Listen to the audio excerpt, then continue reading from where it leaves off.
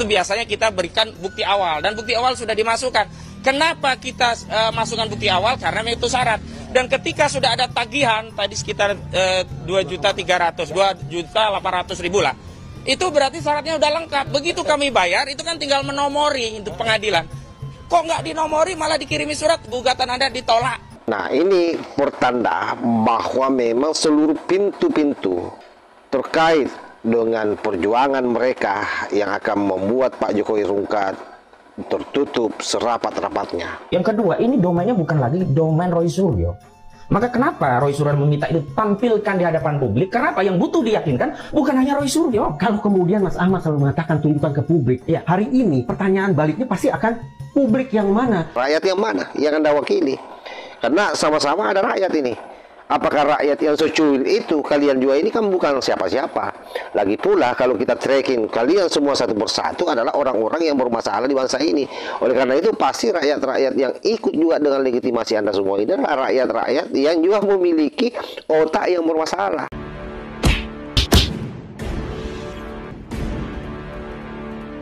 Situasi yang ada hari ini terkait dengan diskusi ijazah Pak Jokowi, betul-betul mereka para pencoleng ijazah yang ingin merungkatkan Pak Jokowi kelimpungan, sahabat.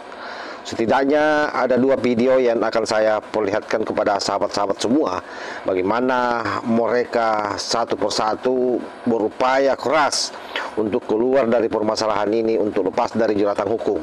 Salah satu yang paling menarik ini adalah ketika Roy Suryo bersama dengan pengacaranya si Tompel X HTI itu melaporkan Pak Jokowi bersama beberapa orang yang lain dan bahkan beberapa lembaga termasuk komisioner ke pengadilan Jakarta, dan hal tersebut ditolak.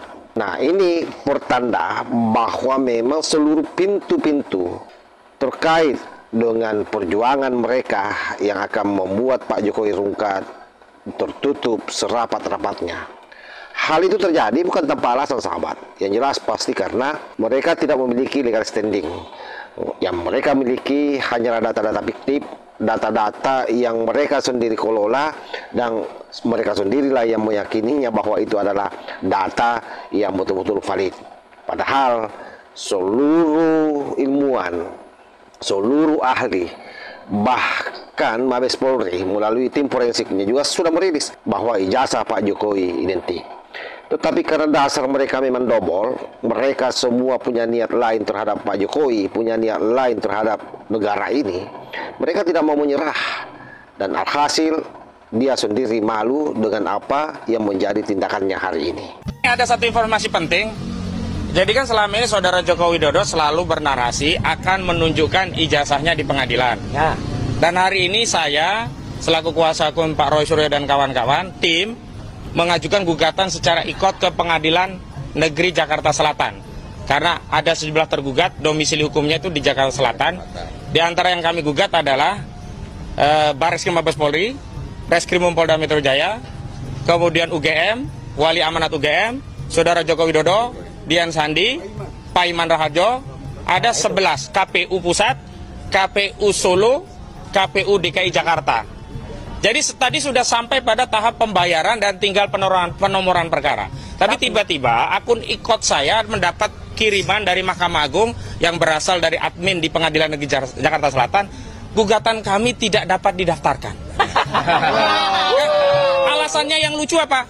Karena belum melengkapi bukti yang dileges oleh kantor pos. Ini lebih lucu. Agenda pembuktian itu nanti kalau sudah dipanggil, mediasi, pembuktian baru. Nggak pernah kami menggugati ditolak. Itu prosedurnya. Iya. Tapi kami menduga kuat intervensi dari kekuasaan Solo ini bukan hanya meliputi institusi kepolisian, bahkan sudah sampai ke institusi pengadilan.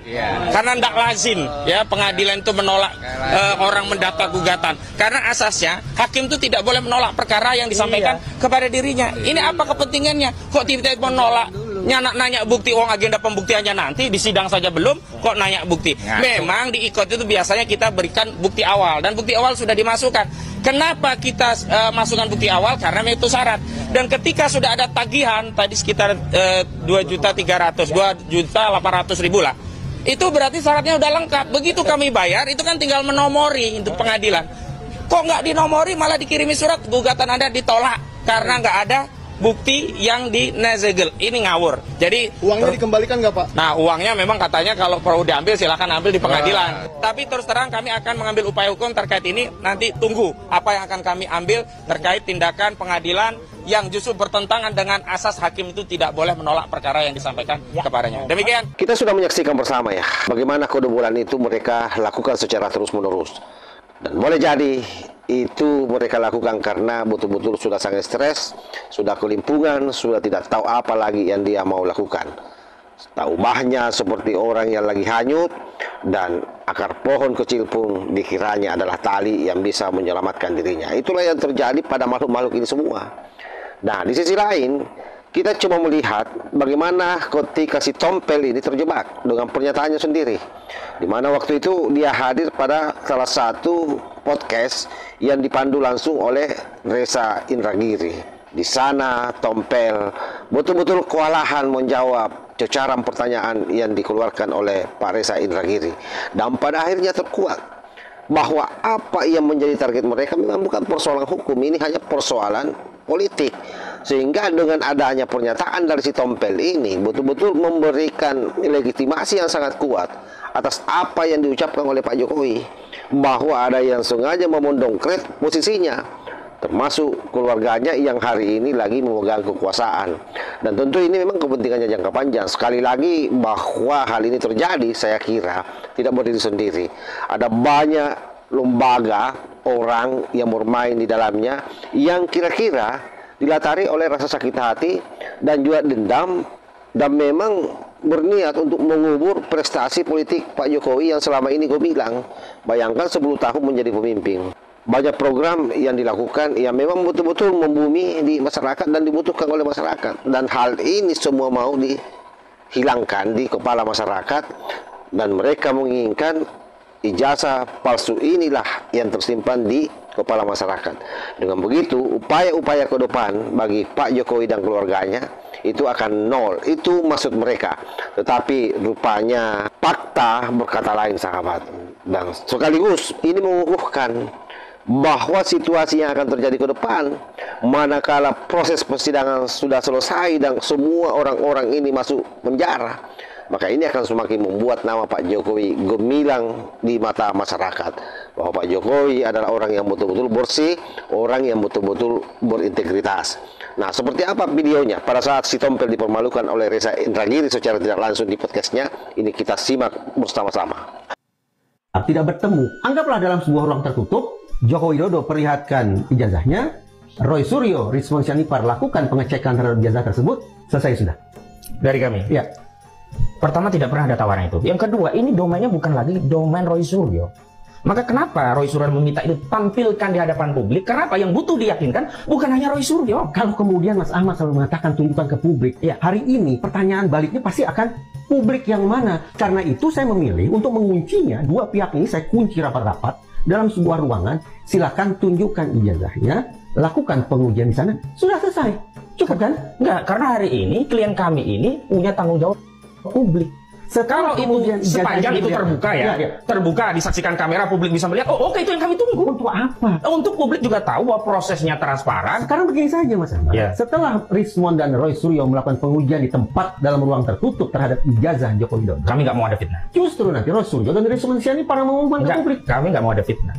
Masuk angin lah itu di ruang itu, ngomongnya sesuai keinginan Jokowi. Kami nggak mau ada fitnah. Berarti benar dugaan saya. Apa itu? Walaupun ini sedang menjadi sebuah proses hukum, tapi menarik atensi publik tampaknya merupakan target utama, bukan untuk hukum itu sendiri. Bukan, tapi justru. sungguh-sungguh untuk membangun opini publik. Justru. Itu di ruang persidangan. Ruang publik. Kalau ruang persidangan kan kita masuk persidangan. Ruang publik pun nggak jadi sulit untuk diterima oleh nalar saya.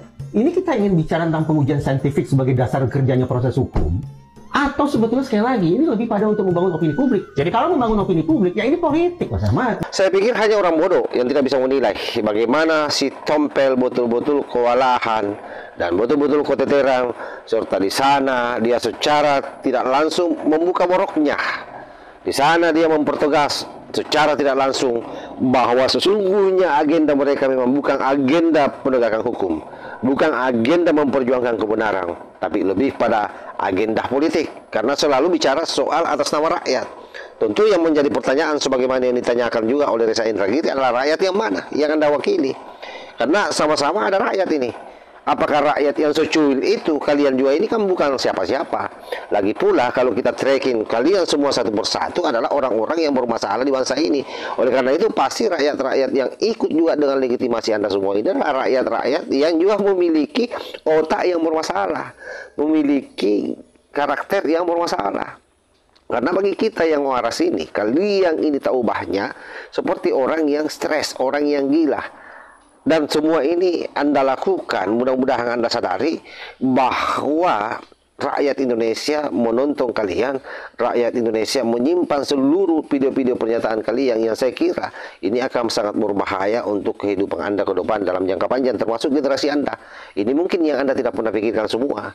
Oleh karena itu saya kira yang saya mau tegaskan kepada seluruh rakyat Indonesia, seluruh netizen, agar ke depannya betul-betul berhati-hati di dalam bermedia sosial. Termasuk saya kira adalah bagaimana menyeleksi setiap informasi yang kita terima. Dan yang paling penting adalah jangan pernah menuduh orang lain kalau tidak ada data, bukti yang valid. Karena pada akhirnya Anda akan menjadi tumbal atas kebohongan Anda sendiri. Dan itu yang terjadi kepada Roy Suryo, yang terjadi kepada Egy Sujana, Dr. Tipa, Rismonsia Nepar, dan Rizal Padilla beserta yang lain termasuk Abraham Samad. Dan saya kira ke depannya Refli Harun pun luput dari masalah-masalah yang akan terjadi ke depan kalau kita melihat apa yang dia lakukan selama ini dan dia tidak mau berubah dalam jangka panjang. Jadi saya ingatkan Refli Harun supaya berhati-hati, jangan sampai terlalu nyaman melakukan ini semua, lupa diri, tidak kontrol, tidak hadap diri, maka pada akhirnya kamu juga akan menjadi pesakitan. Wallahul muwaffiq ila aqwamit thariq. Wassalamualaikum warahmatullahi wabarakatuh.